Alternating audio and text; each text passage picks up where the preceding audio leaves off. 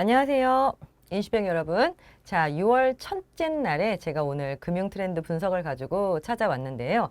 진짜 시간 빨리 가죠. 그죠? 그래서 오늘은 상반기에 굉장히 좀 시끌시끌한 일도 많았지만 상반기의 금융 이슈를 좀 분석하고 그리고 하반기에 또 어떤 일들이 있을지를 다시 한번 제가 리뷰해보는 시간 좀 가져보도록 할게요.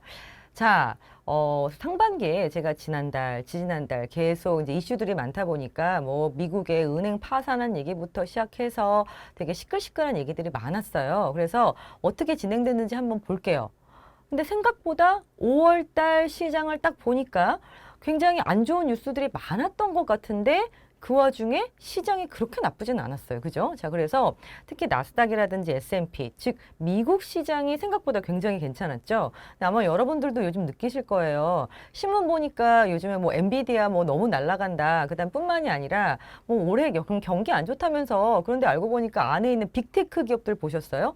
애플부터 시작해가지고 마이크로소프트, 그다음에 아까 말씀드렸던 엔비디아, 테슬라 주가 막 걔들 많이 올랐단 말이에요. 자, 그런데 이런 기술주들이 나스닥 시장에서 차지하는 비중이 굉장히 높아요. 30%가 넘다 보니까 얘네들이 몇 개만 올라도 이 나스닥 전체 시장 자체가 굉장히 좋게 보이는 이런 효과들이 좀 있어서 미국 시장은 상대적으로 굉장히 괜찮았고요. 그리고 중국은요, 정말 실망스럽죠. 왜 실망스럽냐면 분명히 상반기에 제로 코로나 포기한다고 해서 위드 코로나 가면서 분명히 리오프닝해서 어떤 내수도 좋아질 거다. 뭐 관광도 좋아지고 다 좋아질 거다라고 예상했던 거에 비해서는 사실 지금 보시는 것처럼 주가라든지 금융시장은 전혀 따라오고 있지 못하는 이런 모습들을 좀 보실 수 있으세요. 자, 그 와중에 우리 한국은 그래도 많이 오르지도 않았지만 또 많이 떨어지지도 않았고 그래도 약간 오른 모습들을 보이는 게 이 5월 달 코스피 올라간 거 보면 주가가 다 많이 올랐나? 아니, 그렇진 않아요. 이게 되게 섹터별로 굉장히 좀 차등이 있다 보니까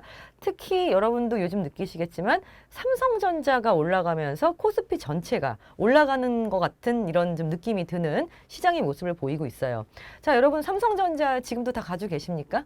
그죠? 제가 주변에서 보니까 삼성전자 처음 매수하셨거나 처음 투자하셨을 때는 10년 가지고 있겠다. 장기 투자하겠다라고 하셨는데 의외로 작년 시장이 너무 힘들다 보니까 그렇게 오래 가지고 계신 분이 없던데요, 주변에서. 뭐 6만 원, 5천 원 넘었을 때 팔았어요. 뭐 7만 원 되자마자 팔았어요. 뭐 이런 분위기여가지고 지금 이 삼성전자와 코스피 시장의 그 매수를 주도하는 사람은 거의 다 외국인이에요. 그래서 개인들은 열심히 또 팔고 있고 특히 이런 하이닉스라든지 삼성전자 같은 이런 반도체 관련 실적은 굉장히 안 좋게 나오지만 지난달 설명드렸던 것처럼 외국인들이 굉장히 많이 매수를 하면서 전반적으로 시장을 올리는 이런 모습들을 좀 보였습니다. 자, 채권 같은 경우에는요. 채권 시장이 올랐죠? 이상하다. 떨어진다면서요. 근데 또 언제 올랐지? 왜 올랐냐면 제가 뒤에서 설명을 드릴 텐데 미국 부채 한도 협상 이슈가 자꾸 불거지면서 시장을 좀 불안하게 만들어요. 그래서 이런 금리도 약간 우리가 예상했던 것보다는 좀 더 변동성 있는 이런 모습들을 좀 보여주고 있습니다. 자, 그리고 환율은 제가 좀 속상한 게 뭐냐면 항상 이 환율이에요. 우리나라에서 그러니까 전 세계적으로 달러가 좀 진정돼 가고 있는데 우리나라에서만 유독 달러가 되게 강한 모습을 좀 보이고 있어서 이런 부분들이 이제 그 수출하시는 분들한테는 아직까지 조금 부담이 되고 있는 현실을 보실 수가 있고 그다음에 원자재 시장은요. 그나마 다행이라고 해야 되나? 약간 경기 침체가 될 것 같은 분위기다 보니까 이제 원자재 가격 좀 떨어지고 있는 모습 보이고 있습니다. 자, 그래서 5월 시장 한 달 동안 이렇게 있었던 얘기 한번 제가 리뷰를 해드렸는데 그렇다면 올 6월 달에는 어떤 이슈가 불거질까요? 그리고 이 2월 달에는 어떤 얘기로 고객분들과 상담을 진행을 해야 될까요?